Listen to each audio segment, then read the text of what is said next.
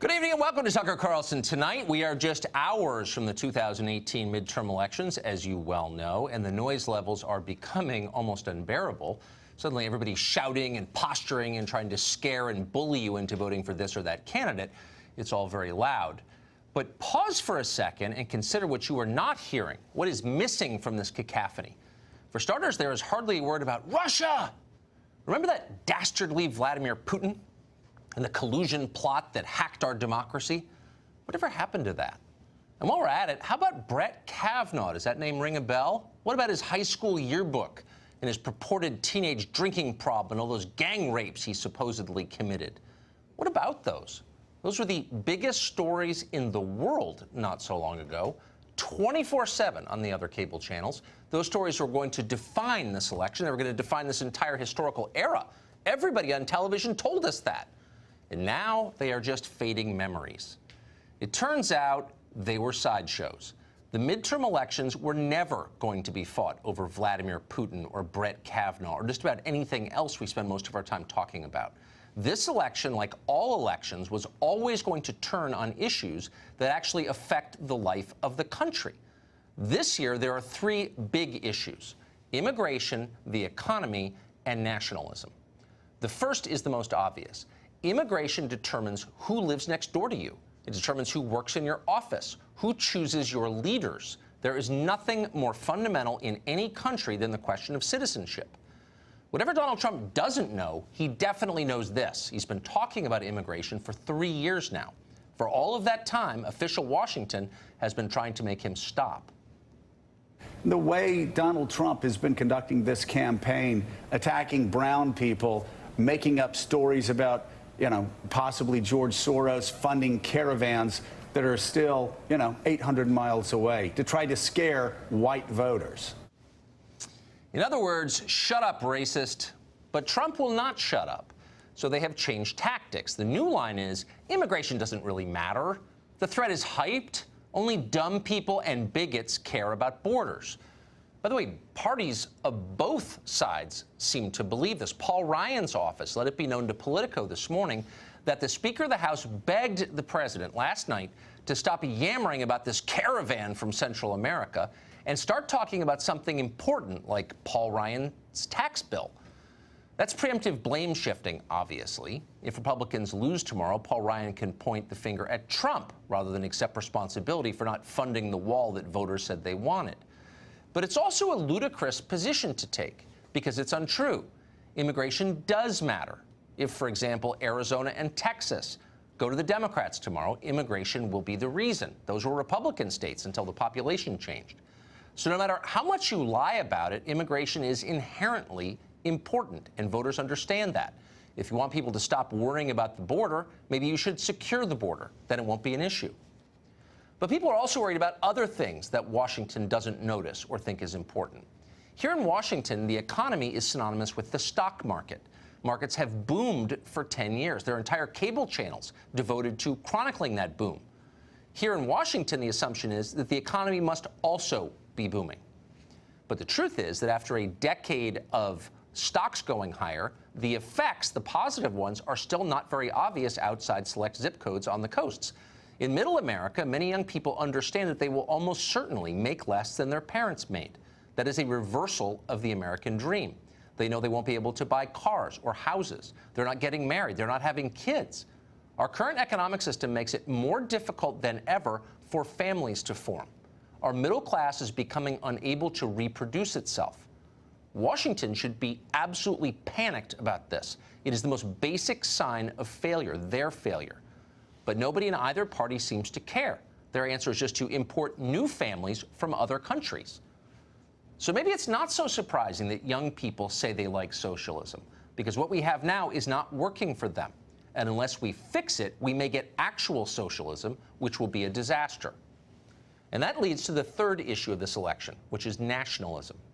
Now, despite what you are hearing day in and day out, nationalism is not a racial category. It has nothing to do with race or ethnicity. Nationalism is the belief that leaders ought to put the interests of their own countries above those of other countries. It's very straightforward. The president himself declared himself a nationalist the other night. Watch. They have a word It sort of became old-fashioned. It's called a nationalist. And I say, really, we're not supposed to use that word. You know what I am? I'm a nationalist, okay? I'm a nationalist. Trump's a nationalist. So in normal times, the president of the United States announcing that his main goal is protecting the United States would not qualify as news, because until about 10 minutes ago, every leader of every nation state throughout history has been a nationalist, almost by definition. Franklin Roosevelt was a nationalist. So was Abraham Lincoln. So was Mahatma Gandhi. So was Nelson Mandela. Nationalism has always been the rule. And why wouldn't it be? And yet suddenly, it's an abomination. Nationalist.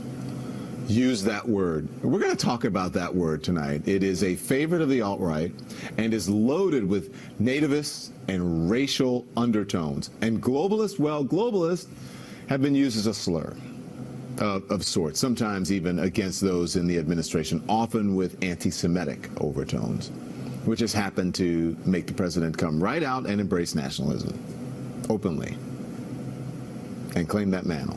What has happened here? What are you trying to say as President of the United States, that you're a nationalist? Americans know what that means. It's not even a dog whistle anymore. It's a bullhorn. Dumb people repeating the same talking points. So the message is nationalism is now profanity, the word itself. Twitter and Facebook will surely be banning the term if they haven't already. But why? What exactly is going on here? Why are they so intent on stamping out not just the concept, but the very word? It's simple. What you're watching is people protecting their own prerogatives.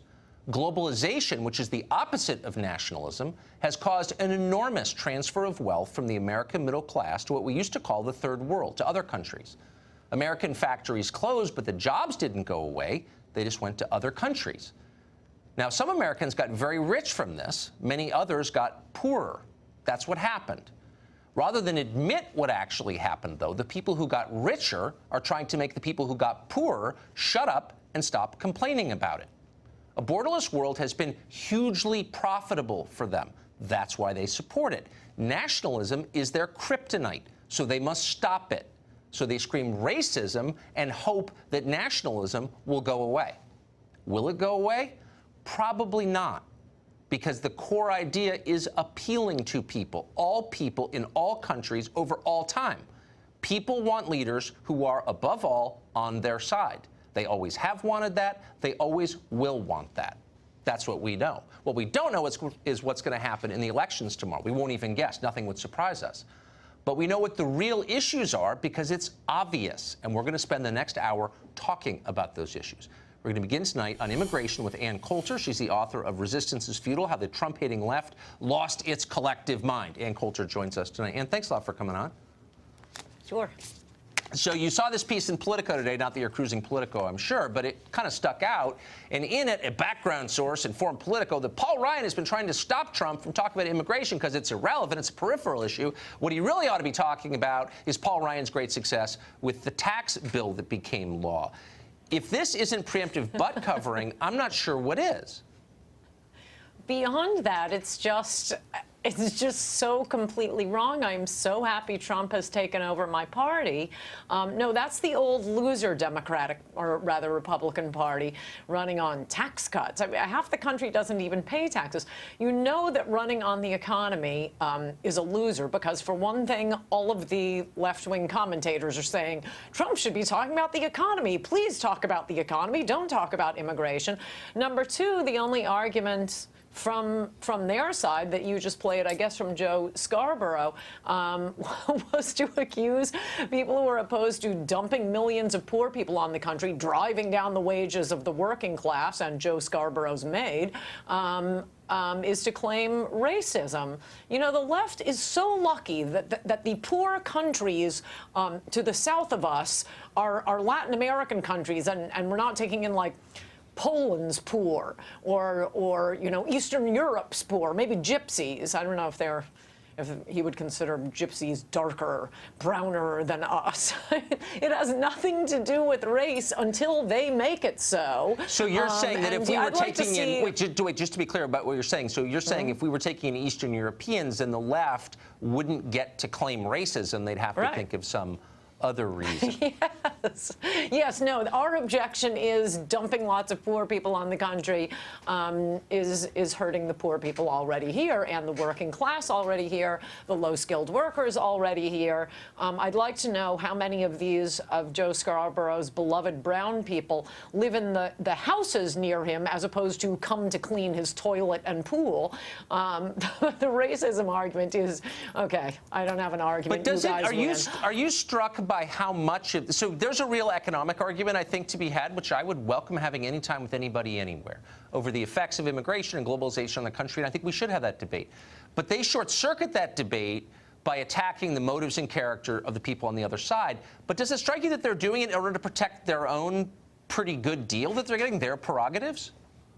Oh, absolutely. Mass low-wage immigration is terrific for rich people. Like I say, you get, you know, your house cleaned so cheap. You get to strut around like you're Martin Luther King. If you work on Wall Street, you get to put together all these global deals. Globalism is great for the rich, people who live on the coast, people who need who have a lot of servants. Right. You know, pool boy, nanny, somebody to pick up the kids. It's terrific for them. But again, for the poor people already here, and not just poor people, I mean, it goes up the scale. So you know, the working class gets pushed aside as well. And it shows Trump's magnificent political instincts, I think, other than actually fulfilling his promises on building a wall and deporting illegal aliens. He's doing the best he can on these midterms. I love that his instincts are, no, I have to keep talking about immigration. That's right. Little tip for the president, it would be so much better when you're running for re-election if you actually did the stuff that you've been promising to do for 3 years. And if your own party agreed with you. Ann Coulter, thank you for that analysis. Great to see you today. Thank you. Lisa Booth is at the Independent Women's Voice. She's a senior fellow there, and she's been on this show many times in the past few weeks trying to help us come up to date on these elections. She joins us one last time for last-minute developments. What is happening in the final hours? Well, and thank you so much for having me. I really appreciate it. I've really enjoyed it. Well, Tucker, as you know, we've been following the Florida gubernatorial race, and Andrew Gillum is facing, he's at least surrounded by an FBI corruption investigation into the city of Tallahassee, where he is mayor, also facing a state probe regarding failure to disclose travel and gifts. Well, it turns out his intern is also having trouble with the law. Shelby Shoup, of course, made herself famous last week for this. Take a look. You are supporting Nazis. Do you understand that? Communism? Yeah, I am. Way more people Don't pour your coffee on me. You, I will. Than the Nazis? But do you understand that fascism is here? What is wrong Y'all with understand you? that Nazis are Wrong here? with- I hope y'all realize that you are normalizing and enabling Nazis. And you can film me. I don't give a Do you really care? Yeah. Do you? I have a jacket. Yeah. I don't know. It's I have a jacket. I do So you're saying that she was an intern for Gillum. Has he said anything about that? You know, I'm not sure about that, but she has now been arrested and charged for battery with this incident with the college Republican. She was also wearing a communism pin, and she is a member of FSU's Students for Justice in Palestine. It's just some fun facts about Shelby. So she seems like a real peach. Well, and Tucker, we've also been following the Arizona Senate race. Now, Kirsten Sinema, of course, has come under fire for previous statements that she's made, her anti-war statements and activities, you know, and also that 2003 comment she made where she said she doesn't care if Americans join the Taliban. Well, she was asked point blank yesterday by NBC if she regrets those comments. Listen to what she had to say. Do you regret that statement, though, at all? Well, it was an offhand comment during an interview about a war that I believed was misguided and still believe is misguided. What Martha has chosen to do is run a very negative campaign based on false attacks and smears and lies. And that's her choice. But I think Arizonans are choosing the person that they believe shares their values and they believe will stand up for them. She was asked not once but twice and refused to condemn or to say that she regretted those comments that she made. So Arizona voters should certainly keep that in mind. And also looking at the Georgia gubernatorial race, so there's been kind of this interesting video and photos being sent around and making their way around the internet of these Black Panthers in support of Stacey Abrams marching around the city of Atlanta. But look at what they are holding. They are holding, quote unquote, assault weapons and also Stacey Abrams for governor signs. But only one of those things Stacey Abrams wants to confiscate from them and also ban. And that is, of course, the quote unquote assault weapons. She, as a member of the state house, actually co-sponsored legislation to both ban assault weapons and also to confiscate them. Yet she has been on TV making the national rounds, sort of refusing to admit the fact that she did such a thing. Unbelievable. Right. Lisa Booth, thank you for Thank that you, Tucker. and for all of your updates over the past few weeks. Appreciate I it. appreciate it. Thank you, Tucker. Underdog Democrats like Beto O'Rourke are very popular in the press. They get a ton of coverage. There are some impressive Republican challengers, though, and they're not getting much attention at all. We're going to change that for one night only. Michigan Senate candidate John James. He's on the ballot tomorrow. He joins us next.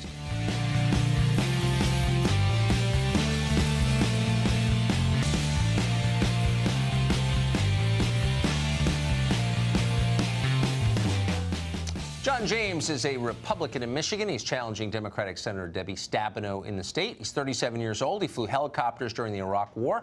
He's been an underdog for the entire race, but polls now show him within striking distance of the incumbent senator.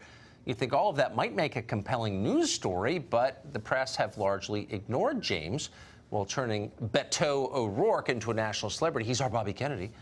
Why is that? That's the question. We don't often have candidates on, but we're doing so tonight. John James joins us. Mr. James, thanks a lot for coming on. Hey, thanks a lot for having me. The reason that we wanted to talk to you is this is one of the few questions that we think we can answer. I want to play for our viewers a recording that you made. This is a reporter who called you, you didn't answer, hung up, or thought she hung up, but didn't. And here's what she said, and you captured on tape. My number is 989. Extension 109. Thank you. Man, if he beats her, Jesus. Whew, that would suck. I don't think it's going to happen, though. It's possessed. He's hard to get a hold of. I hope he doesn't win for that reason, too. So, Seth, do you have anything resembling a page one article? Can you hear me? Do you have anything, top story? Did ya? So that's Brenda Battle. She's a reporter from a local newspaper, and guess she doesn't like you. Is that your read on that?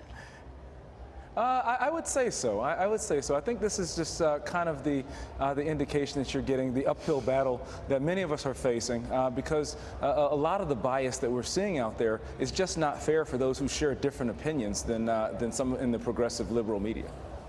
Yeah, I mean, it's kind of on display there. What do you think your shot is tomorrow?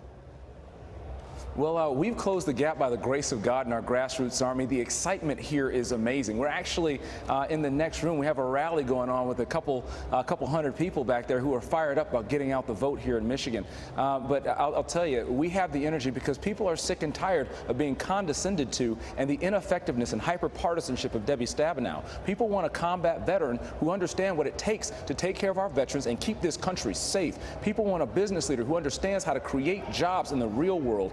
Somebody who understands how to grow our economy in the state of Michigan. And the liberal bias that you're seeing against this race that you just heard for yourself right here in the state of Michigan, are intent on maintaining the status quo. Because I don't fit in anybody's little black box or little white box. I don't fit in their little red box or little blue box. I'm red, white, and blue, baby. And I'll tell you what, when I get to Washington, I'm going to make sure that we move this state forward and we move this country forward, and we're not going to let anybody stop us. It's about keeping America safe, and it's about putting Michigan number one. So I was wondering why haven't we been hearing? We've been hearing so much about Beto O'Rourke or whatever his fake name is, and nothing about you, and now we know why. So if you come to Washington, and we hope you do, hope you'll make a stop on this show so we can hear more. Mr. James, thank you very much. Thanks a lot. Go to johnjamesforsenate.com. God bless. God bless. Well, what are Republicans going to do if the blue wave fails to materialize and they win? What will Democrats do if they do as well as they hope and get both houses of Congress? What's going to happen if they don't? What's going to happen, period? Dana Perino is the person we go to for questions like this. She, of course, hosts the Daily Briefing with Dana Perino, is the most beloved person in the building, as you well know. So Dana, first, what would happen in the pollsters are saying unlikely, but still possible. There's always a chance. There is, always. Nothing should surprise us. But the scenario where Democrats don't retake the House, what happens there? Well, I think that they're going to have a lot of soul searching to do, right? They'll say, why? How could it be? We ran on health care. Everybody said health care was the reason. You're going to have a mad scramble of probably, and I'm not kidding, Tucker, 35, maybe 40 Democrats who think that they can run for president. They're all going to be pointing their fingers at each other. We're looking at about $5 billion spent in this midterm race. The Democrats start in a deficit in the Senate. John James is an interesting candidate. I would watch that race in Michigan tomorrow night. He's only 2 points behind. He has really closed hard in that race. One thing that happens, though, is that in those Rust Belt states, lots of the Republican governors are up. Like Scott Walker, he's in a very tight re-election effort there. So a lot of stuff happening in the Rust Belt. The Democrats, however, they are favored to win back the House by some, but there is still a chance. Let's just say this. If Democrats do take back the majority in the House, and they only take it back by 10. What happens then to the speaker's race, right? Well, Nancy Pelosi is unlikely to be speaker in that scenario. There's already about 24, maybe 30 Democrats who have publicly said they would not vote for her. So there's going to be scrambling all across the map. If the Republicans are able to hold on, legislating is going to be very difficult. They have to figure out, what are we for? Are we, they've talked about tax cuts 2.0. Like, is that going to cut it? Can they really go into 2020 not addressing health care? And can they figure out a way to work with the Democrats, as they'll have to do, to work with President Trump to do something on immigration? That will be the big test of 2020. Interesting. Who do you think, if Pelosi's not the speaker? Because I agree with you, there's some latent hostility. She's scared. People are afraid of her, but they also resent her. Look, so and she's very good at politics, and she's willing to let people take swings, and she'll take all the slings and arrows, because she, as she said the other day, this is politics, not a tea party. So she's got a thick skin. Right. And whatever you think of her, she's tough. She's legitimately tough. But if she doesn't have a nice cushion of 45 seats or something like that, it's unlikely it'll be hard for her to hold on. So then I think maybe you go to a caretaker position of perhaps a James Clyburn that holds on to it for a while until they can figure out generationally and directionally which way they want to go. There will be some very interesting new Democrats that do win, right? You'll have some veterans from the Iraq and Afghanistan wars. That will be interesting. You'll have some younger people. That'd be very interesting. You will have some that are very into identity politics. And you will have some from Midwestern states that say, no, look, we've got to do a better job of talking to blue-collar voters on the economy and on immigration and all of those things. So the struggle is going to be really tough for the Democrats. What President Trump has been able to do is unite the Republicans behind him in a way that, 18 months ago you might not have foreseen. That's exactly. Thank you for saying that. I don't think anyone would have guessed that he would have made it his party as fast as he did. Right. Well, there's something, the Democrats helped, right? Look at what they did to Brett Kavanaugh. That certainly was a unifying effect for Republicans across the board. Yeah, by being unreasonable. Dana Perino of the Daily Briefing, The Five, and of course a key part of tomorrow night's election coverage. Probably Thank you. I'll see you then. So we definitely will. Thank you, Dana. Okay. Bye-bye. It used to be a given that American leaders would put America first. Now even suggesting that they would do that is being denounced as evil. Why is that? Mark Stein joins us after the break.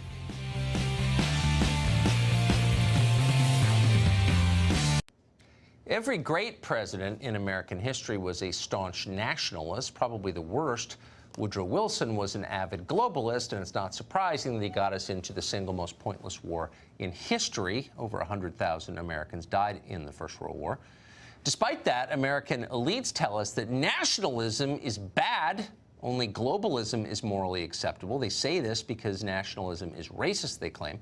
But in fact, nationalism has nothing at all to do with race. And if you want proof, look no further than the Democratic Party, which is completely obsessed with race. Literally, people are celebrated or attacked purely on the basis of their skin color. Democrats want jobs, college slots, opportunity itself divided, divvied up based on DNA. This is tribalism, and it's destroying the country. Nationalism doesn't cause tribalism. It is the antidote to tribalism. Rally around the nation and not your tribe. Author and columnist Mark Stein believes this is obvious, having spent his life traveling around the world and writing about it. But he joins us tonight to reiterate it. So this is so Orwellian, because leaving Trump out of it, Nationalism is the antidote to tribalism. We're all in different tribes. Ignore our tribes, come together, e pluribus unum, around the country, right? Yeah, and that's actually how functioning states get by. Your principal identity is that you're an American in America, right, or you're a Swede in Sweden, or you're a Tuvaluan in Tuvalu. And if you weaken nationalism, people look for other identities, and it doesn't matter whether they're racial identities or their religious identities like Islam or their sexual identities. You then, as you say, tribalize the population, and people's subnational identity becomes more important to them than the national identity, and that's actually that's an extremely dangerous experiment, because actually nationalism is the first duty of a government in self-governing societies. Flesh that out a little bit. Nationalism is the first duty of a government. Why?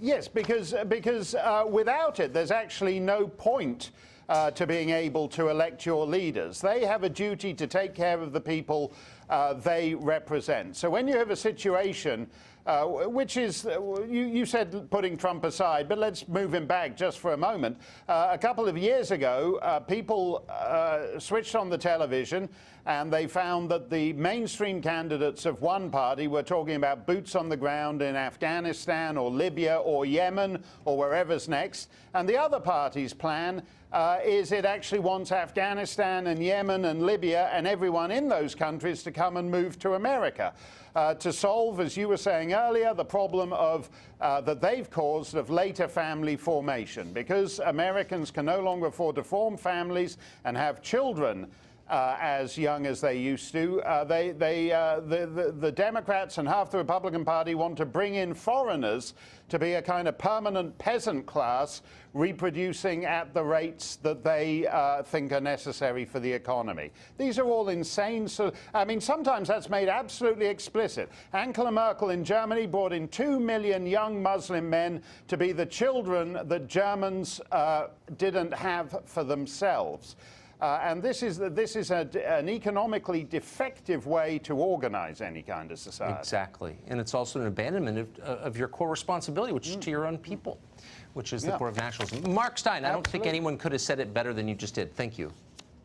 Thanks a lot, Tucker. Well, Democrats spent more than a month trying everything they could to destroy Brett Kavanaugh's life. It wasn't personal, though. They were just pushing obvious lies for political effect. And now we know that for sure. That's after the break.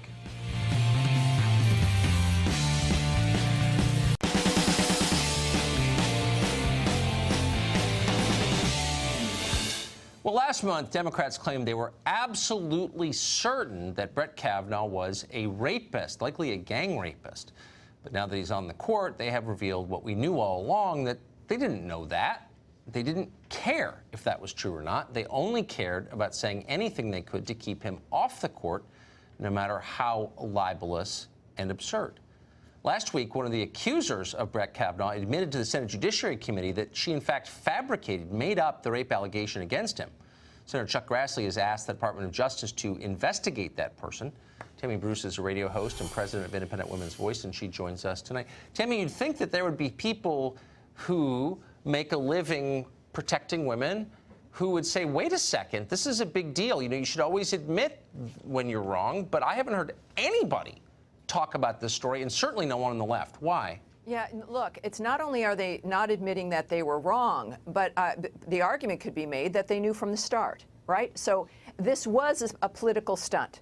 The problem is, though, is that they should also be angry. I mean, if they were serious, right, that's right. They would be angry that these certain people lied, that it reverses the impact of what we're trying to do for women for the last 20 years to get them to be taken seriously on the issue of sexual assault and domestic violence, et cetera. But you hear crickets. It's silence. And even the media. This was so important. Of course, it consumed media 24/7 for weeks, if not upwards of a month. And now you'd think if this is still such a dynamic issue, I mean, my goodness, is it not a rapist that we've got on the Supreme Court? Wouldn't that even require more outrage and more investigation? And yet, not only is there no more investigation into Kavanaugh, but there's no defense of the women. Right? Now, Julie Swetnick and Avenatti and others, but Exactly. Swetnick, they're going to need lawyers, right? They're going to need money moving to the future. They're going to need to be able to defend themselves at a federal level. And there's like silence for them, too. Everybody has run for the hills. And what this does confirm is that this was just simply a stunt, that they knew what they were doing. They didn't care about the impact on women overall, and they still don't. And that is the largest fraud facing the American people. The American left, not only not being champions for women and others on the fringe and for these issues, they've been enablers of having those issues get worse. And they are the enemy of women across this country. And I believe tomorrow we're going to see some of the results of that. We saw some change when it came to Democrats' enthusiasm and the gap between the enthusiasm after the Kavanaugh hearing, because I think that fraud finally was exposed, and now it has been confirmed with Senator Grassley's report. It's remarkable, since you put it that way. That's right. They are not even trying to protect the women whose lives they said they so deeply cared about. What about all the candidates who said that last month, who are now running for office and have not said word one? It's very, and they're never asked about it. Yeah, weirdly. and that's the strange thing, because I know the news moves quickly, but just everyone think about it. These women, they've thrown into the volcano, and they don't care. They don't care what's happened to them. No one's going to save those women. No one's going to save the people that have been referred. I mean, this is the DOJ. This isn't like, you know, your local prosecutor, and I love local prosecutors as well. But this is serious federal crime, and Grassley's not done yet. Grassley says, you know, they're looking at witness tampering on the Leland Kaiser case and all of that. It's amazing. None of these women have support, and that's the Democratic Party that's looking to have more power starting tomorrow. It's totally transactional, and no, we're not going to call you in the morning, apparently. No, that's Tammy, right. thank you very much. Thank you, Tucker. Well, if tomorrow night goes well, Republicans could pick up a Senate seat in New Jersey. Don't think that's happened, I think, since 1972. Certainly a long time. That'd be kind of amazing. We'll investigate that and other major competitive races after the break.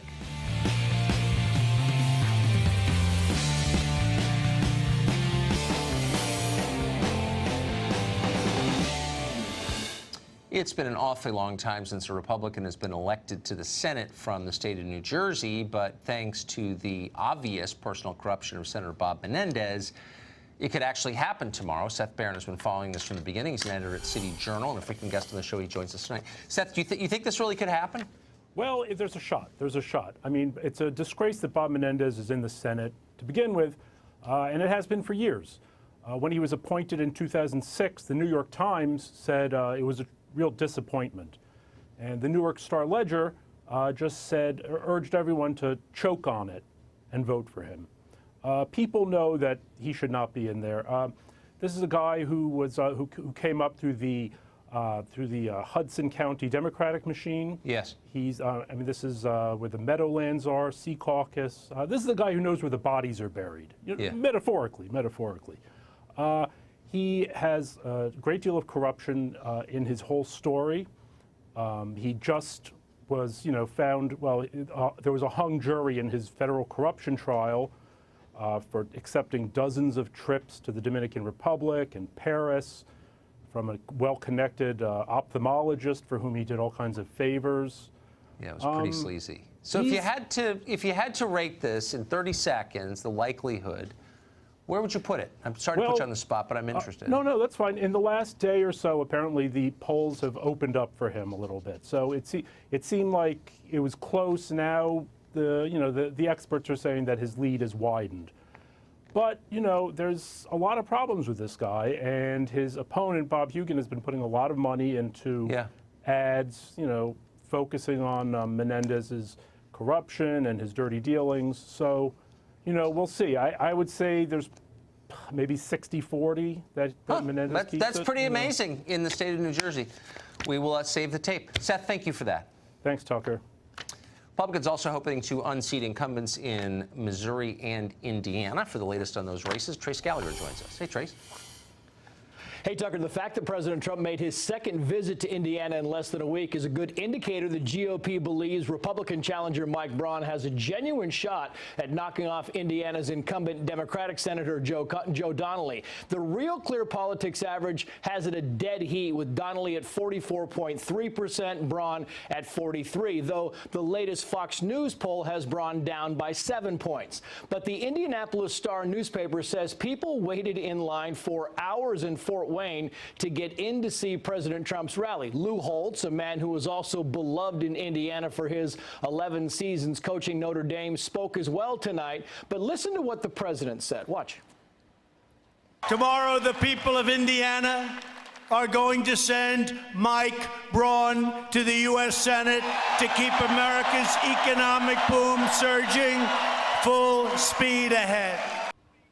Meantime, in the Missouri Senate race, it doesn't matter what polls you look at, it is a toss-up. The RCP average has Republican challenger Josh Hawley with a little more than a half-point lead over Missouri Democratic incumbent Claire McCaskill. The Fox News poll has them deadlocked at 43% each, and the NBC Marist poll has McCaskill up by 3 points, but that is still within the margin of error. It is notable that 54% of likely Missouri voters approve of President Trump's job performance, and in an effort to push Josh Hawley across the finish line, the president is also holding a rally in Missouri about an hour and 5 minutes from right now. Tucker. Trace Gallagher, thanks for that. Fundamentally, most elections are about the economy. That has always been true. What's striking about the polling in this one is how many voters say they want profound change to the U.S. economy. Young people famously say they identify with socialism pretty strongly. The question is, why is that? It's not just that they're being misinformed. Is the current economy not working for them?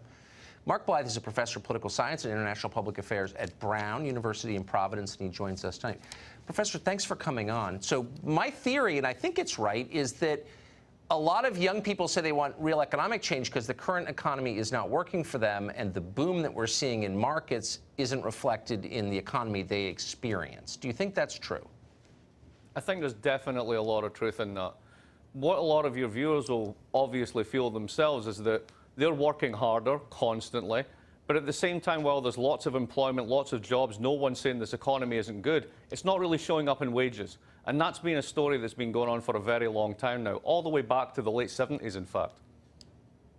Interesting. So is it also true that young people entering the labor market, say for the first 10 years of employment, 22 to 32, that they are finding themselves behind where their parents' generation was at those ages? That's true, and they've also got something that their parents didn't have in many cases, a very large debt burden coming from student loans. So if you think about what that does, by the time that their parents were getting into their 30s, they're marrying, they're having kids, they're building houses and homes, they're forming assets, as you would say. You're paying off your debt, and you haven't had a chance to do that yet. So that's acting as a drag on their future consumption and ultimately on their lives.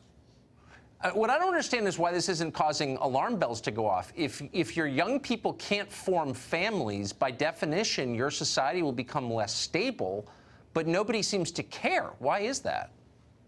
I think because the incentives for both parties are skewed in a really interesting way, which is the following. Old people own 80% of all the assets in the world, and they're the people that vote twice as much as young people. So if young people are too busy worrying about paying off their loans and not going out to vote, then politicians are going to go where the money and the votes are, and that's with old people, and that's what they care about. But, I mean, don't long-term you risk having upheavals in your society? Things become really volatile, and that's bad for everybody if you don't have an economy that allows people to get vested in the society? Where it's particularly dangerous, less than the social upheaval, is in the financial sector. So we all borrow against our futures, and we try and use that cash wisely to invest in ourselves. But if your wages haven't been rising, people are borrowing for consumption. And if at the end of the day their wages ain't going to rise, they're not going to be able to pay that off over the long term, and that puts big stresses into the financial sector. That is really prescient. Nobody is talking about that. You're one of the very few who is, and I'm always grateful when you come on the show. Thank you, Professor. Pleasure. That's it for us tonight. We're out of time, sadly. That hour went quick. We'll be back every weeknight, 8 p.m., the show that is the sworn and sincere enemy of lying, pomposity, smugness, and groupthink. Midterms tomorrow. We will see you then.